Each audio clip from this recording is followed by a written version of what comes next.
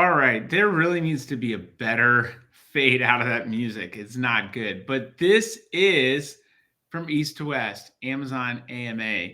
And I'm Michael Marr. I'm the Chief Idea Officer of Cartology. We are an Amazon service agency. We help brands to win on Amazon and kick other brands' asses. And my co-host is Brett Bohannon. He is the founder and a consultant at Vortex. Welcome, Brett. It's good to see you. Thanks for having me on. Never done these before, so You're brand new. Well, don't worry. I'll take real good care of you. Kind of nervous. Okay. Here, Yeah. picture everybody naked, which is just me. Just picture me naked. Yikes. Woo! I was going to say when we came up with this idea, were we together somewhere at a show? Huh. Okay. Well, I don't know. Yeah. I was wondering if we were. That's a good question. I'm not too sure, but I know it's been going on for quite some time. Yeah, it's been going on for, I can actually tell you the exact amount of time, but it's been a couple years. And I think we've come to the conclusion that it's amazing. I came to the conclusion on that after the first one. Oh, it looks like the very first one was December 8th of 2022. That's crazy. That means it's been almost 3 years. Wow. I'm doing this. And what have we to show for it? What do we have to show for it? You know, as we talk about news and answer all the questions that we have, because this is kind of a news update and also just get our opinions and takes on it. You have over a decade of experience on Amazon. I've got 15 years of experience. So combined, we minimally have 30. And we just talk about our opinions, and I'm not good at math. And we inevitably seem to have, now I feel like every time we go live, some kind of Prime Day that's coming up. Another Prime Day that's coming up. Prime big deal days. And that just shows how many there are. It's getting a little out of hand, I think, for sure. We're leaning in with our clients. They're about it. And I think it depends upon the phase and the season that you're in. Here are my just overall thoughts. If you don't have anything, it's not going to, like, if you have very low sales, it's not going to do, I think, a ton for you. If you're growing, I think it's an opportunity to increase sales velocity compared to everyone else. But everything leading up to that and everything going out of it has to be on point. It's not a magic, like, it's not a silver bullet. And then if you're a category leader, I don't think you really need to do too much as long as you are ahead in sales velocity compared to everyone else. I've seen brands where we were number one in the whole category, drop down, to 15 or 20 for several days. And it was like, oh, I don't know. And then we worked our way right back up. So, yeah, I think it's always good to participate, because now it's just Amazon creating demand for sales. Yeah. That's basically what it is they're like, we're going to make up this made up event, and people are going to expect to get deals. So, the more they know about it, the more consumer knows about it, the more likely they'll be like, oh, that's coming up. I'm going to hold off on buying XYZ until that happens. Because most likely it'll be on a slightly deal. So that's my theory. And same thing with Black Friday, Cyber Monday. It's people are now expect deals during that time frame. So it's like, the hallmark. Do you think there's a chance for stuff Amazon to start to fall off though? Like, is there ever a point where the demand creation starts to fall off because we have just created, quote unquote, too much? Probably. Tell me when that point is. Now. Right now. I don't know, but it's just like there's always sales for something, like Labor Day sales. Yeah, that's a good point. New year, new you. It's like, do I need a new me? I don't know. Yeah, it's um, there's always something for brands to discount. I think you also have to consider every year brands go. I was having a conversation with someone that runs an event community basically, and we were talking about partnering together today. And I said my Amazon search history looks different than everyone else's because I'm looking for stuff for my clients. So it wouldn't really make sense. You couldn't like reverse engineer stuff for me. I also get retargeted all the time for the brands that we work with. If we're running our campaigns well, we get retargeted. Like it's just part of it. So in that same sense, brands have a skewed experience of Prime Day. Oh, it's another Prime Day. Oh, it's another Prime Day. Blah blah blah blah. Some consumers participate, some don't. What about the ones that haven't participated, or maybe they just became a Prime member, or maybe they haven't participated in a while, and so they're going to participate again? What does the economy look like? Are people worried about price Mhm. on something that's cheaper? You have to think about that consumer perspective. And to your point, people have been trained to think, oh, when's the next deal coming? I know my wife is a cart squatter. It sounds like a bad word. It's not. Someone who sits on a deal or squats on a deal until it becomes a lot cheaper. She has waited on stuff for a year, and it finally something that was like $50 dropped to 15. Boom, purchase. Yeah. So she Yeah. squats on stuff all the time, and it pays off.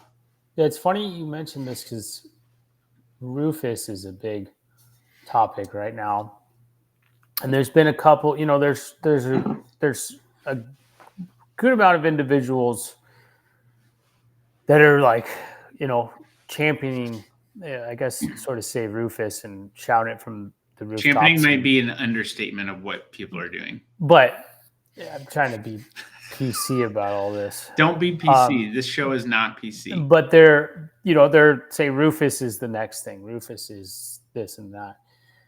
And then you get a couple, people in the middle going, I don't know, scratching your head. Let's see the proof. And then you get the people on the other side.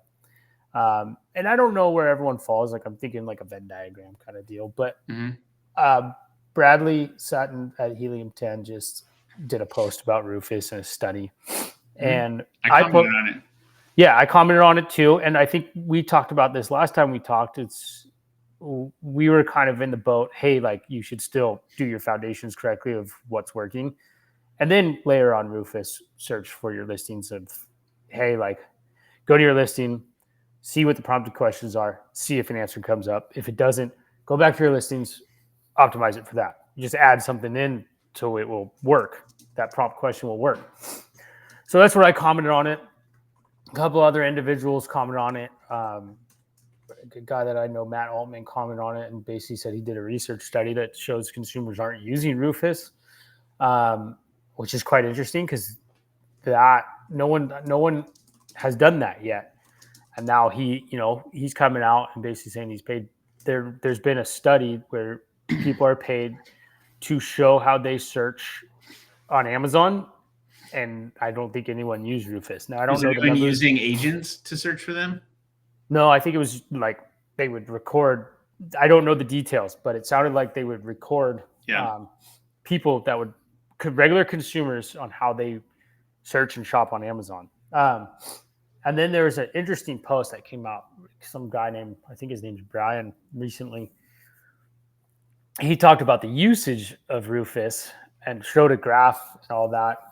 Now, there's quite a bit of comments in there. I comment on that, and he works at SimilarWeb, and essentially everyone's like, how do you track usage of Rufus?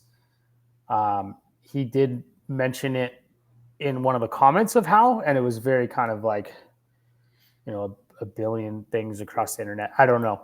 But I was like, hey, like if you want to, like, I would love to like chat this out with you and see what this looks like, because this is a very big topic right now in the space.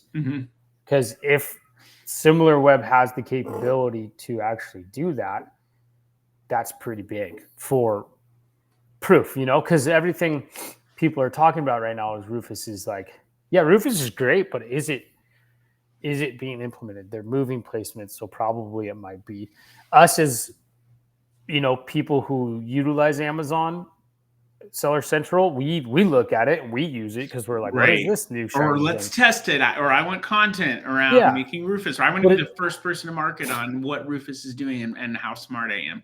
yeah, so it's like the same thing. Like back in the day, and I should do this more. It's like just going on Amazon and doing searches for products and going on the search, the SERP pages, going on the other product detail pages, looking at it like a consumer, not like a consultant. And I think that's where we, as a group, some of us get jaded. We're like, oh my gosh, everyone's going to do this because it's so cool. Yep. But consumer aspect, like still, I guarantee you, 99% of the people don't even know where who that product is sold by. Everyone still thinks Amazon sells all the products on Amazon.com, and that's still the funniest thing ever. And yeah, I'm all done. That's really don't be done. That's really funny that you even brought up, oh yeah, I bought this product from Amazon. People don't know that it's actually sold by a third party. I explain that to people all the time. That's the difference between an expert and a layperson. You would expect those people to know it. So we're looking at it from a biased viewpoint of this is what consumers do. But to your point, when's the last time you put yourself in the consumer shoes? I look at it, PDP, are ads showing up? Are we seeing things that they want? What does this PDP look like in comparison to other? What does the category leaders look like in comparison to our brand? That's why tools like PickFu are so great, because you can get consumer insight. I wonder where Matt even did those studies, or where he found those studies from, because I think you can now do video recordings of. I might be making that up on PickFu, but you can do some really cool stuff. But you get real consumer research, and it's real time. That's one of the things that I believe is an advantage for us in e-commerce, in Amazon, when we work with big brands that have brand teams that do months and months and months of consumer research, which I think is necessary. And then we can do stuff within a day and say, well, here's actually what we turned out, and here's what we're going to do. And then we can go test content and A/B experiment and say, well, which piece of content's better? Okay. Well, at least now we know quickly, and so we don't have to wait extra months for the brand team to change stuff around. Yeah. But my quick take on Rufus is it could be better adopted. I would have thought it was not well adopted. It could be better adopted, and I think it will be, because Amazon's going to lean into Gen AI search or agentic search. Google's done it a ton with Gemini, and by a ton, I mean, I think they've said 30% of searches have an AI overview. They don't ask people when to do the AI overview. They just do it. That's what Amazon's going to have to do if they want Rufus to be more integrated. I don't think people are going to show up and start adopting it just automatically. You have to force people into it. Just like Google became the predominant search provider, now people say, I'm going to Google it. Well, that took them, when building a tool, but when you show up to Google, you type in the search query box. If something changed and you're a Google user, you're going to change with Google because they have the most power. When I was at a tech conference recently, we were talking about AI overviews and is search dead? And my question is just, no, it's not. It's evolving. I think ads is always something that's going to come into the picture. When are people going to start trying to monetize these AI overviews? And I saw it that week with Rufus, which was interesting because I don't think Rufus is super well integrated. But you don't ask people, you just force it on them. Who's got the greatest user adoption or the greatest user, like customer base? Google, Amazon, etc. Companies like Superhuman or even ChatGPT. I know more Gen Z people are searching in ChatGPT, but whoever I think has the biggest customer base has the greater likelihood of using generative AI in search and to be more powerful. But long story short, I think the hype on Rufus is certainly about content. It's about being the smartest. I've helped optimize for Rufus. And if that is what if that's what you're staking your claim on and like being an expert on, I don't think you knew Amazon as well as you thought you did, because Amazon's already taken predictive search intent into consideration when people are searching. Rufus is, I think, a manifestation of that.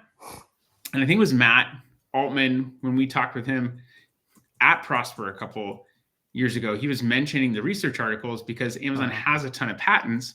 And in order for you to get a patent, you have to publish the research. Well, Amazon.science. Yeah, they have a full bank of all their research. Amazon.science is all their publishings on these kinds of things. Front page says scientific frontiers of agentic search. So if you were looking on here, you would have noticed that Amazon had already had something that was, one, they were identifying reviews to better understand intent and help predict what people were going to look for, and then using I'm not like super expert in some of the knowledge based stuff, but they had a paper on Cosmo, and the title is a large scale e-commerce common sense knowledge generation and serving system at Amazon, which was an LLM. The gist of that was like, if you type in shoes for lower back pain, you'll get shoes that provide lower back pain that are comfy. Prevent lower back pain or help with lower back pain. that are cushiony and whatnot. That was 2018, by the way. That Cosmo paper, 2018. LLMs have been around. It was not ChatGPT that created them. But when I started in this thing, it was all like, how do you optimize your page? You explain, it's marketing 101. You explain the outcome of your product, not just your product. Yes. You explain your product. You're like, hey, this is 2x4. What's the end result? But you could build a house with this 2x4. Yes. It's like, and I think that's the connection. It's like, look, this is marketing 101. It's just now Amazon's just saying, hey, this is how people search, and you do that. It's like, but you have to showcase why it does that and how it does that. And if you're not doing that in the first place, then you're not doing a good job marketing your product. That's simple. People focus on product features, and product features are not why people buy items. You think they are, and they look for specs of features. But to your point, it is the outcome. What is the outcome that I'm looking for? If you truly solve a problem, features are a component that get you to the end result, but the end result is what people want. So in layman's terms, it's nothing new.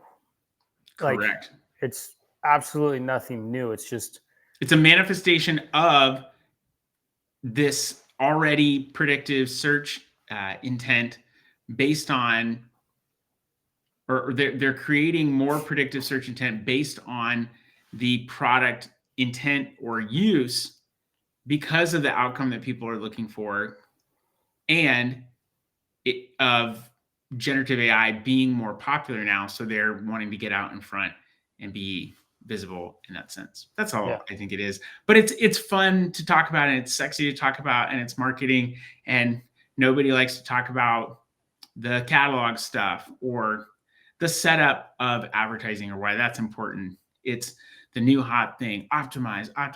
And that stuff is true. Just like automation has been big. You don't need automation or bid management to be successful on Amazon. It can help and it can be a tool, but it's not a requirement. It's not a basic. And a basic component of being structured well and set up well on Amazon. But at scale, if you've got 1,000 products, you can't manage all those bids on your own. But if you've got 10, can you? Yeah, maybe you can. Yeah. Well, and Amazon Ad Console is making that a lot easier now. It's crazy how much they've done, and they're basically doing keyword isolation now, where you can move products from one ad group to another and negate them in the source group. Like they're rolling stuff out, and I Where assume more of it's going to roll where in out. the ad console, you mean like you can basically do bulk edits like people are able to do in softwares? Yeah, you know, in softwares, I mean, the presses on was one of the biggest ones back in like 2018, where it's like keyword isolation. It's like how do you set up requirements for certain keywords to move them to focus on them essentially. Um, it's the one of the basic, I think, one of the basic strategies that helps with ROI. But basically in Amazon, you can do that. So if you have an auto campaign and you're like, hey, I want to search for keywords that had over 500 impressions, cost was below 50% Yeah, I and gotcha. had 2 orders, you can do that now. And then you could basically be like, I want to move these search terms over to this other ad group, um, and negate them in the source group. So it's pretty remarkable how far they're coming. They're starting to run. Yeah, yeah, and they're honestly, I think, eliminating the need for some of these tools that are out So there, which is why you're seeing, I think, people, at least people that are trying to be ahead of it, lean more into analytics yeah. and reporting, which Amazon does, but doing a better job of doing it instead of just focusing on the tool and combining those two things together. My hypothesis, and this is what I'm seeing, is that a lot of these tools are going enterprise. So PackView, Helium 10, they're going to go more towards the enterprise level. And PackView has already shown why they're going to do that. With, I don't even know what their new rollout is, but it's like total e-commerce takeover ecosystem thing. But it's extremely enterprise level. So, and then you don't have too many tools because those tools are going to start kind of going by the wayside. I think for the You think everyday so? seller. Yeah, but you know, there's some like Makeshift is very basic, but it's a great tool because it doesn't lean on things. Scale Insights, actually, I think it will continue to grow because they have the basic capabilities and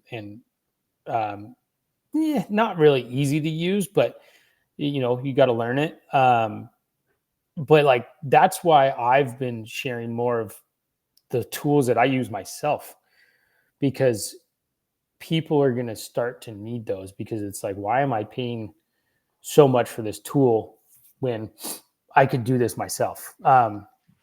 You know, and I think I think we talked I about think this people last time. know that they can do it themselves. So that's what I think. They don't, but they will. I think it's we're getting to that point of the over reliance on software tools within the Amazon space. Okay. There's a lot of them too. Yeah. And some of them do good, some of them do not. Um, yeah. Yeah. There's a lot of crowding. There's also there's a lot of agencies in the space too. A lot of people that are doing that are doing basic level stuff. But I really, as the channel becomes more complex, you're gonna need someone that really knows and understands it, and someone that started an agency even the past 4 years. They could have experience, but now they're also trying to build an agency on top of keeping, or in conjunction with keeping on top of Amazon. That's a really hard thing to do, and I know because I've done it. So now you're behind people building the process, making sure you get stuff at sale. You could be really smart, but getting that to translate across your organization is really hard. So there's a lot of clutter in that sense too, and that's why I think part of the reason why we're starting to see agency roll-ups happen. One, because people are tired and they want to get out, but also there are companies that see an opportunity to get in and to capitalize on that, like digital marketing, I don't know, a decade ago. So that's another just problem. There's just a lot of clutter. Yeah. And Pattern's going to go public soon. You think so? No, that I think they are. Have they announced it? Yeah, I've been seeing some stuff on the socials saying they're going to go public, I think next week. Damn. Okay. My hypothesis is they're going to be like a Pinterest when Pinterest went public. It's going to go really high, and then it's just going to drop down. You know who that happened to that I was really disappointed to see, and I had to dump all my stock, was Solo Stove. Oh, really? I love Solo Stove. And yeah, so I bought in and it went from like 6 to like 1. And I just like, I didn't have a ton, but I'm like, this is not worth it. I've had way better investments do a lot better. All my crypto's done better than that. And I think sometimes there's a desire to go public. Pattern, and people do it too soon. Pattern's been around for a while. So I think they've got a greater likelihood to probably be successful, but I think that's typically the trajectory goes up, comes down, and then you got to see what the long-term trajectory looks like. But anytime I buy something, I'm usually buying to hold for a while. Yeah. So, but that's what happened to Pharma Packs. They went public and then they went broke. That's right. Forgot about that. Yeah, I'm the bearer of great news. I've got all the good news. Well, we don't even, I don't think, need to get into Prime Day preparedness. If you're preparing at this point, you might as well just pack up and go home. You've already, I don't know if you've seen this, but I've seen Amazon have record slow times of checking in inventory. It's been, and I mean, for the past month, like it's been kind of insane. And AWD storage issues. Okay. AWD's having storage issues. That's news to me. Tell us about that. It's just been happening for the past couple months where you try to send stuff into AWD. Doesn't work. Have to go normal.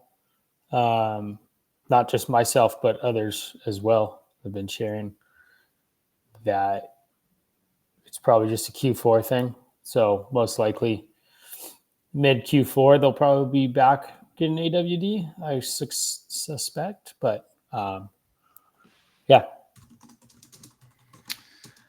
What else do you think is on the horizon? I don't know. I haven't been seeing too much cool updates on from Accelerate. I did see someone talk about Seller Assistant, which I posted on LinkedIn last week that I saw. That's something they announced last year, though. Oh, was it? Well, they announced it was called, what was it? It was just on the Amazon Science site. Hold on. This is the one that I saw on the account health. So any issues on the account health, okay. The AI would actually tell you why. Amazon having to figure it out. Oh, that's Amazon Aurora. That's different. If anyone's watching this too, if you see my stuff in the LinkedIn feed, let me know because pretty sure I'm shadow banned. Yeah, get Brett out of prison. Come on, LinkedIn. I don't know what's going on, but trying to figure out what's happening. Yeah, well, I even tried a post I got in a surfing competition, and this is how it correlated to business life, and it just tanked. So I'm trying to figure out what's going on. Maybe you just peaked, man. Maybe you just peaked and you're done. Peaked, I'm done. The Amazon Seller Assistant, they mentioned something at last Accelerate. Maybe they just announced something new or updated. Well, I think we've covered a good amount.